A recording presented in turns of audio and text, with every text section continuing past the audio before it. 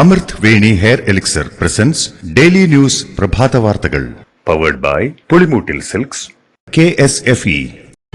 ഈ ആണുങ്ങൾക്ക് മാത്രം എന്താ ഇത്ര അധികം നെറ്റ് കെയറിലും ഹെയർ ലോസ് ഒക്കെ ഉണ്ടാവണേ? ആണുങ്ങളുടെ ഹെയർ ലോസിന്റെ മേജർ റീസൺസ് തന്നെ ഡിഫറെന്റ് ആണ്. സ്കാൽപ്പിലുള്ള 5 ആൽഫ റിഡക്ടേസ് എന്ന എൻസൈം നിങ്ങളുടെ ഹോർമോണുമായി ചേർന്ന് ഹെയർ ഫോളിക്കിൾസിനെ ചുരുക്കുന്നു. Amrit Veni hair elixir for men use ചെയ്യൂ. പുരുഷന്മാർക്ക് വേണ്ടി ബയോടെക്നോളജി പ്രകാരം പ്രത്യേകം ഡെവലപ്പ് ചെയ്തത്. നമസ്കാരം, ഞാൻ ഡേസി ബിജു. ഡെയിലി ന്യൂസിന്റെ പ്രഭാത വാർത്തകളിലേക്ക് സ്വാഗതം. ഇന്ന് ഡിസംബർ 27 വെള്ളിയാഴ്ച. മുൻ പ്രധാനമന്ത്രിയും പ്രമുഖ സാമ്പത്തിക വിദഗ്ധനുമായ മൻമോഹൻ സിംഗ് അന്തരിച്ചു.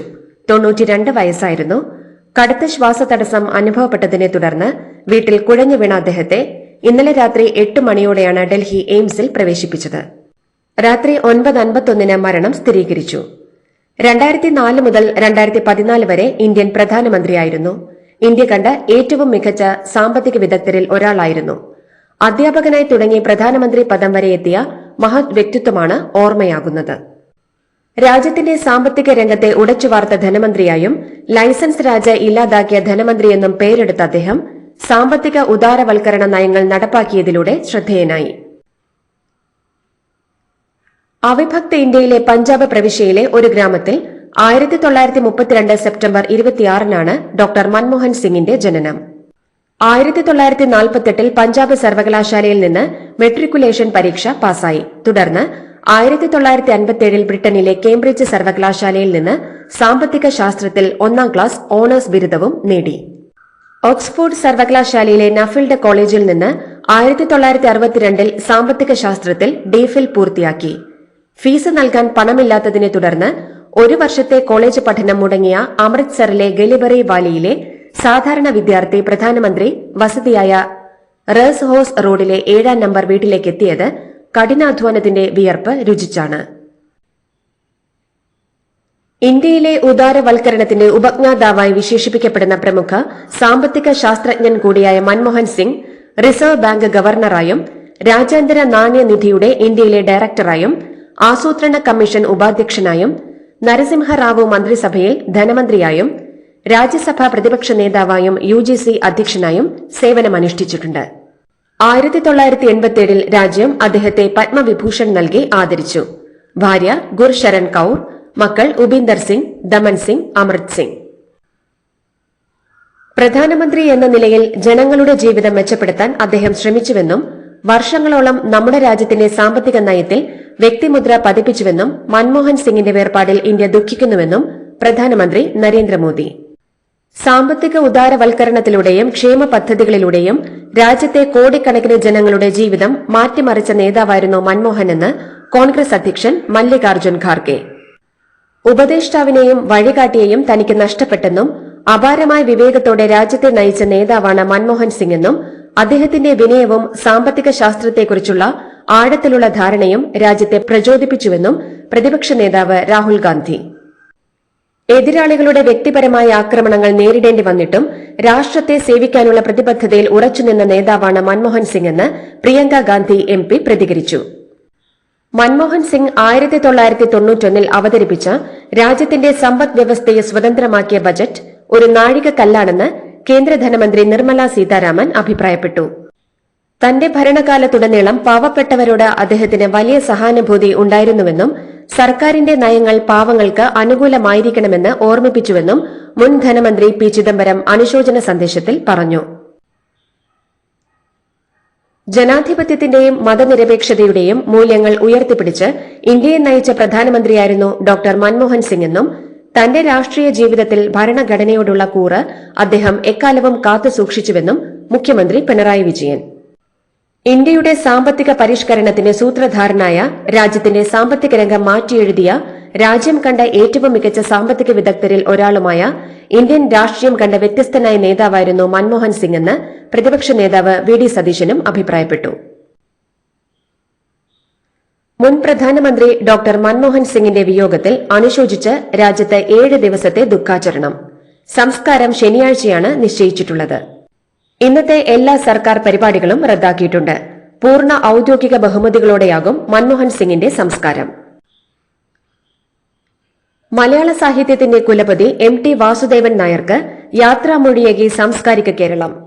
മാവൂർ റോഡിലെ സ്മൃതിപഥത്തിൽ പൂർണ്ണ ഔദ്യോഗിക ബഹുമതികളോടെയായിരുന്നു സംസ്കാര ചടങ്ങുകൾ.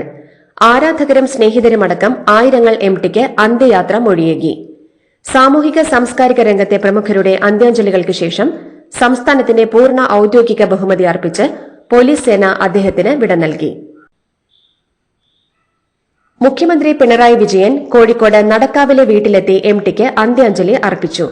മലയാള സാഹിത്യത്തെ ലോക സാഹിത്യത്തിന് നെറുകയിലെത്തിച്ച പ്രതിഭയെയാണ് എംടിയുടെ വിയോഗത്തിലൂടെ നമുക്ക് നഷ്ടമായിരിക്കുന്നതെന്ന് മുഖ്യമന്ത്രി അഭിപ്രായപ്പെട്ടു.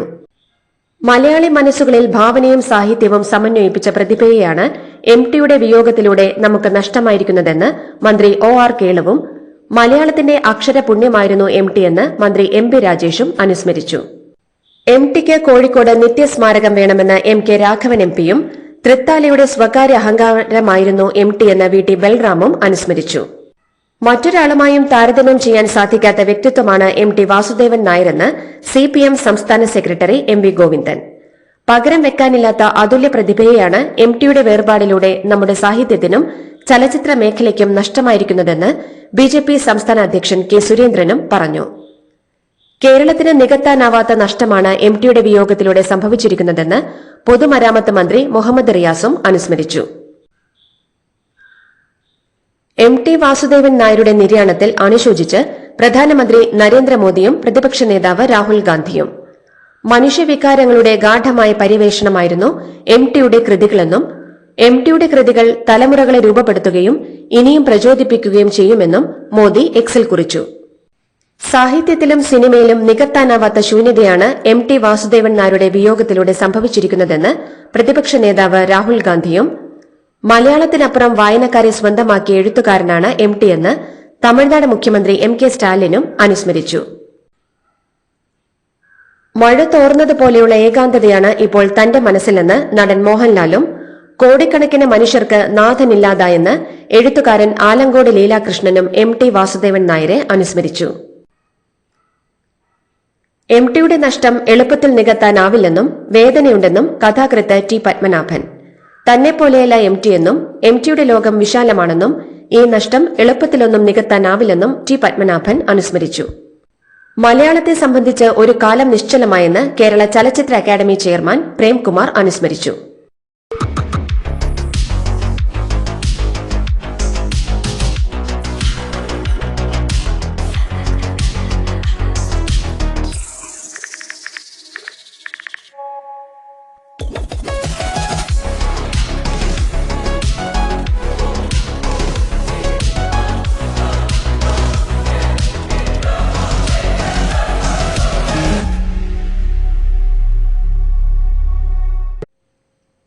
പുനരധിവാസം വൈകുന്നതിൽ പ്രതിഷേധവുമായി വയനാട് കളക്ടറേറ്റിലേക്ക് ദുരന്തബാധിതർ പ്രതിഷേധ പ്രകടനം നടത്തി.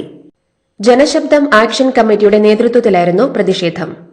ടൌൺഷിപ്പ് ഗുണഭോക്താക്കളുടെ പട്ടികയിലുണ്ടായ വ്യാപക പിഴവുകൾ വിവാദമായിരിക്കെയാണ് ദുരന്തബാധിതർ പരസ്യ പ്രതിഷേധം നടത്തിയത്. അതേസമയം വയനാട് ചൂരൽമല ഉരുൾപൊട്ടൽ ദുരന്തബാധിതരുടെ പുനരധിവാസ ടൌൺഷിപ്പുമായി ബന്ധപ്പെട്ട പ്രാരംഭ നടപടികൾ കാലതാമസം കൂടാതെ നിർവഹിക്കുന്നതിന് സ്പെഷ്യൽ ഓഫീസറായി ഡോക്ടർ JO അരുണിന് അധിക ചുമതല നൽകി സർക്കാർ ഉത്തരവിറക്കി.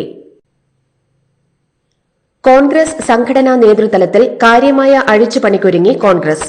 വെലഗാമിൽ നടക്കുന്ന കോൺഗ്രസിന്റെ വിശാല പ്രവർത്തക സമിതിയിൽ ഇത് സംബന്ധിച്ച് ചർച്ചകളുണ്ടായെന്നാണ് റിപ്പോർട്ടുകൾ. AICC ജനറൽ സെക്രട്ടറി പദത്തിലേക്ക് കൂടുതൽ പേരെ പരിഗണിക്കുന്നുവെന്നാണ് വിവരം. അതേസമയം കേരളത്തിൽ തിരികെ ഭരണത്തിലെത്താൻ കർണാടക മോഡൽ രാഷ്ട്രീയ നീക്കം നടത്താനും തീരുമാനമായിട്ടുണ്ട്. തിരുവനന്തപുരത്തെ ആദിവാസി വിഭാഗങ്ങൾക്കിടയിൽ ആത്മഹത്യ വർദ്ധിക്കുന്നുവെന്ന് റിപ്പോർട്ട്. 2024 മാത്രം 23 ആത്മഹത്യകൾ നടന്നുവെന്നാണ് കഴിഞ്ഞ ദിവസം പുറത്തുവന്ന മാധ്യമ റിപ്പോർട്ടുകൾ പറയുന്നത്. ഇതിന്റെ അടിസ്ഥാനത്തിൽ ദേശീയ മനുഷ്യാവകാശ കമ്മീഷൻ കേസെടുത്തു. സംഭവത്തിൽ ചീഫ് സെക്രട്ടറിയോടും DGPയോടും 2 ആഴ്ചയ്ക്കകം വിശദമായ റിപ്പോർട്ട് സമർപ്പിക്കാൻ നിർദ്ദേശം നൽകി. കാലേക്കൂട്ടി നടത്തിയ തയ്യാറെടുപ്പുകളുടെയും കൂട്ടായ പ്രവർത്തനങ്ങളുടെയും ഫലമാണ് പരാതിരഹിതമായ മണ്ഡല തീർത്ഥാടന കാലമെന്ന് ദേവസ്വം വകുപ്പ് മന്ത്രി VN വാസവൻ. മണ്ഡലപൂജ ക്രമീകരണങ്ങളും മകരവിളക്കൊരുക്കങ്ങളും വിലയിരുത്താൻ ശബരിമല സന്നിധാനത്ത് സന്ദർശനത്തിനെത്തിയതായിരുന്നു മന്ത്രി. 1 ലക്ഷത്തിലേറെ തീർത്ഥാടകർ വന്ന ദിവസമുണ്ടായിട്ടും ഒരാൾ പോലും ദർശനം കിട്ടാതെ മടങ്ങേണ്ടി വന്ന സാഹചര്യമുണ്ടായിട്ടില്ലെന്നും അദ്ദേഹം പറഞ്ഞു. ക്രിസ്മസ് ദിനത്തിലും തലേ ദിവസവുമായി കേരളത്തിലെ ബിവറേജസ് ഔട്ട്ലെറ്റുകളിലൂടെ റെക്കോർഡ് മദ്യവിൽപ്പന. ക്രിസ്മസ് ദിനത്തിലെയും തലേ ദിവസത്തെയും മദ്യവിൽപ്പനയുടെ കണക്കുകളാണ് ബിവറേജസ് കോർപ്പറേഷൻ പുറത്തുവിട്ടത്. ഡിസംബർ 24-25 ദിവസങ്ങളിലായി ആകെ 152.6 കോടിയുടെ മദ്യം വിറ്റഴിച്ചപ്പോൾ കഴിഞ്ഞ വർഷം ഇതേ തീയതികളിലായി 122.14 കോടിയുടെ മദ്യമാണ് വിറ്റഴിച്ചത്. ക്ഷേമ പെൻഷൻ തട്ടിപ്പുമായി ബന്ധപ്പെട്ട് റവന്യൂ സർവേ വകുപ്പിൽ 38 പേരെ സസ്പെൻഡ് ചെയ്തു. ഇവർ അനധികൃതമായി കൈപ്പറ്റിയ തുക 18% പലിശയടക്കം തിരിച്ചടയ്ക്കണം. കർശനമായ വകുപ്പ് തല അച്ചടക്ക നടപടിയും ഇവർക്കെതിരെ സ്വീകരിക്കും. ജീവനക്കാരുടെ പേര്, കൈപ്പറ്റിയ തുക, തസ്തിക എന്നിവയടക്കം റവന്യൂ വകുപ്പ് പ്രസിദ്ധീകരിക്കുകയും ചെയ്തിട്ടുണ്ട്. സീരിയൽ ചിത്രീകരണത്തിനിടെ ലൈംഗിക അതിക്രമമെന്ന് പരാതി. നടന്മാരായ ബിജു സോപാനം, SP ശ്രീകുമാർ എന്നിവർക്കെതിരെ info park police case register ചെയ്തു. നടിയുടെ പരാതിയിന്മേലാണ് കേസെടുത്തിരിക്കുന്നത്.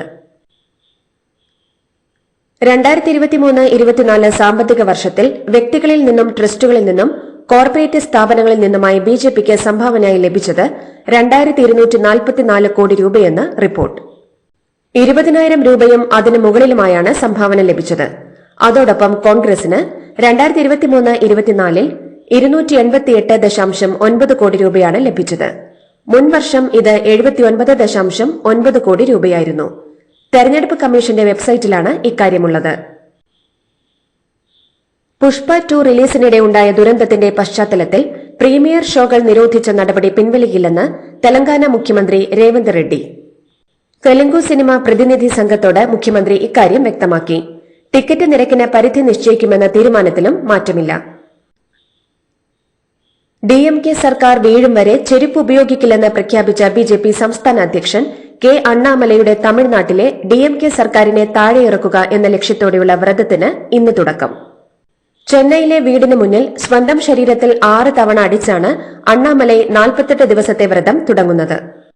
വ്രതം പൂർത്തിയായ ശേഷം സംസ്ഥാനത്തെ പ്രമുഖ മുരുക ക്ഷേത്രങ്ങളിൽ ദർശനം നടത്തും. അണ്ണാ സർവകലാശാലയിലെ ബലാത്സംഗ കേസ് സർക്കാരിനെതിരെ പരമാവധി തിരിക്കുകയാണ് അണ്ണാമലയുടെ ലക്ഷ്യമെന്നാണ് റിപ്പോർട്ടുകൾ. മോൾക്ക് ബർത്ത്ഡേ ഗിഫ്റ്റ് വാങ്ങണ്ടേ? ഷോപ്പിൽ കൊണ്ടുപോയി ഇഷ്ടമുള്ള വാങ്ങിക്കൊടുക്കാം. അപ്പൊ ഏട്ടൻ വരുന്നുണ്ടോ? ഗിഫ്റ്റ് കാർഡ് വരും. അതെ, ഓരോ ചിട്ടിയിലും ഒരാൾക്ക് 5000 രൂപയുടെ ഗിഫ്റ്റ് കാർഡ് സമ്മാനം. മെഗാ സമ്മാനമാണെങ്കിലോ പുതുപുത്തൻ ബെൻസ് കാർ. രണ്ടാം സമ്മാനം ഇന്നോവ ക്രിസ്റ്റ, അതും 17 ഇത്തവണ സമ്മാനങ്ങളുടെ നക്ഷത്ര തിളക്കവുമായി KSFE ഗാലക്സി ചിട്ടികൾ. ഹിന്ദു ക്ഷേത്രങ്ങൾ സർക്കാർ നിയന്ത്രണത്തിൽ നിന്ന് മുക്തമാക്കാൻ VHP രാജ്യവ്യാപക പ്രചാരണം തുടങ്ങുമെന്ന് ജനറൽ സെക്രട്ടറി മിലിന്ദ് പരാന്തെ. ജനുവരി 5-ന് വിജയവാഡയിൽ നിന്ന് പ്രചാരണ പരിപാടികൾ തുടങ്ങും. ക്ഷേത്ര വരുമാനം സർക്കാർ പ്രവർത്തനങ്ങൾക്ക് ഉപയോഗിക്കരുതെന്നും വിശ്വാസികളായ ഹിന്ദുക്കളെ മാത്രം ക്ഷേത്രങ്ങളിൽ ജോലിക്ക് നിയമിക്കുക എന്നുമടക്കം മുദ്രാവാക്യങ്ങളുമായാണ് പ്രചാരണം നടത്തുന്നത്. തങ്ങൾക്കെതിരെ നിലപാടെടുത്ത അജയ് മാക്കനെതിരെ നടപടിയെടുത്തില്ലെങ്കിൽ ഇന്ത്യ സഖ്യത്തിൽ നിന്ന് കോൺഗ്രസിനെ പുറത്താക്കാൻ ആവശ്യപ്പെടുമെന്ന് ആം ആദ്മി പാർട്ടി. നിയമസഭാ തെരഞ്ഞെടുപ്പ് അടുത്തിരിക്കെ BJPയെ സഹായിക്കാനുള്ള നിലപാടാണ് കോൺഗ്രസ് സ്വീകരിക്കുന്നതെന്ന് ആം ആദ്മി നേതാക്കൾ ആരോപിച്ചു. മഹാരാഷ്ട്ര നിയമസഭാ തെരഞ്ഞെടുപ്പ് സംബന്ധിച്ച് തെരഞ്ഞെടുപ്പ് കമ്മീഷനെതിരെ ഗുരുതര ആരോപണവുമായി ലോക്സഭയിലെ പ്രതിപക്ഷ നേതാവ് രാഹുൽ ഗാന്ധി. വോട്ടർ പട്ടികയിൽ വൻതോതിൽ കൂട്ടിച്ചേർക്കൽ നടന്നതായി തെരഞ്ഞെടുപ്പ് കമ്മീഷന്റെ വിശ്വാസ്യതയെ ചോദ്യം ചെയ്തുകൊണ്ട് രാഹുൽ ചൂണ്ടിക്കാട്ടി. ബലഗാവിൽ നടന്ന പ്രവർത്തക സമിതി യോഗത്തിൽ സംസാരിക്കുകയായിരുന്നു അദ്ദേഹം. കാനഡയിലെ 260 കോളേജുകൾ ഉൾപ്പെടുന്ന അന്താരാഷ്ട്ര മനുഷ്യക്കടത്ത് റാക്കറ്റ് പ്രവർത്തിക്കുന്നുവെന്ന് EDയുടെ കണ്ടെത്തൽ.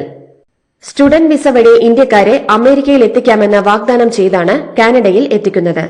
എന്നിട്ട് ഇന്ത്യക്കാരെ കാനഡയിൽ നിന്ന് അനധികൃതമായി അമേരിക്കയിലേക്ക് അതിർത്തി കടത്തിവിടുകയാണെന്നും ED കണ്ടെത്തി.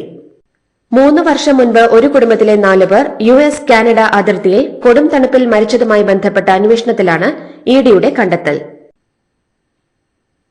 സൈബർ ആക്രമണം നേരിട്ട ജപ്പാൻ എയർലൈൻസിന്റെ ആഭ്യന്തര അന്താരാഷ്ട്ര വിമാന സർവീസുകൾ താളം തെറ്റി. ലഗേജ് ചെക്ക് ഇൻ സംവിധാനത്തിലും പ്രശ്നങ്ങൾ നേരിട്ടു. പ്രശ്നം തിരിച്ചറിഞ്ഞ് പരിഹരിച്ചതായി വിമാന കമ്പനി പിന്നീട് അറിയിച്ചു. എന്നാൽ വിമാനം റദ്ദാക്കേണ്ടി വരികയോ വലിയ തോതിലുള്ള പ്രശ്നങ്ങൾ നേരിടേണ്ടി വരികയോ ചെയ്തിട്ടില്ലെന്നും അധികൃതർ അറിയിച്ചു. ഇറാനിൽ ആദ്യ വനിതാ വിമാനം പറന്നിറങ്ങി. ഇറാൻ ബാനോ എന്ന് പേരിട്ടിരിക്കുന്ന അസൈമാൻ എയർലൈൻസിന്റെ വനിതാ വിമാനം ഇറാനിലെ മഷാദിലെ ഹാഷമിനെജാദ് അന്താരാഷ്ട്ര വിമാനത്താവളത്തിലാണ് പറന്നിറങ്ങിയത്. ഇറാനിലെ ആദ്യ വനിതാ പൈലറ്റ് ക്യാപ്റ്റൻ ഷഹ് റസാദ് റംസാണ് വിമാനം പറത്തിയത്. വിമാനത്തിൽ 110 വനിതാ യാത്രക്കാരാണ് ഉണ്ടായിരുന്നത്. അഫ്ഗാനിസ്ഥാനിൽ പാകിസ്ഥാൻ നടത്തിയ വ്യോമാക്രമണത്തിൽ 46 പേർ കൊല്ലപ്പെട്ടു. വാർമാൽ ജില്ലയിലെ 4 പോയിന്റുകളിലാണ് പാകിസ്ഥാൻ ആക്രമണം നടത്തിയത്. 3 വീടുകളിൽ ബോംബ് ആക്രമണവും ഉണ്ടായി. ഒരു വീട്ടിലുണ്ടായിരുന്ന 18 പേർ കൊല്ലപ്പെട്ടു. മറ്റൊരു വീട്ടിലെ 3 പേരും ആക്രമണത്തിൽ കൊല്ലപ്പെട്ടെന്നും നിരവധി പേർക്ക് പരിക്കേറ്റെന്നും താലിബാൻ വക്താവ് അറിയിച്ചു. കസാഖിസ്ഥാനിൽ തകർന്നു വീണ അസർബൈജാൻ എയർലൈൻസ് വിമാനം അബദ്ധത്തിൽ റഷ്യ വെടിവെച്ചിട്ടതാവാമെന്ന് റിപ്പോർട്ടുകൾ.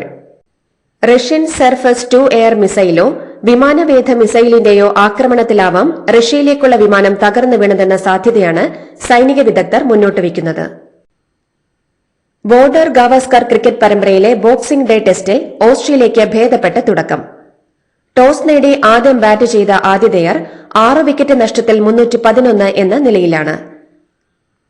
അരങ്ങേറ്റം കുറിച്ച 19-കാരനായ ഓപ്പണർ സാം കോൺസ്റ്റാസിനെ കൂടാതെ Usman Khawaja, Marnus Labuschagne, Steven Smith എന്നിവരും അർദ്ധ സെഞ്ചുറി നേടി.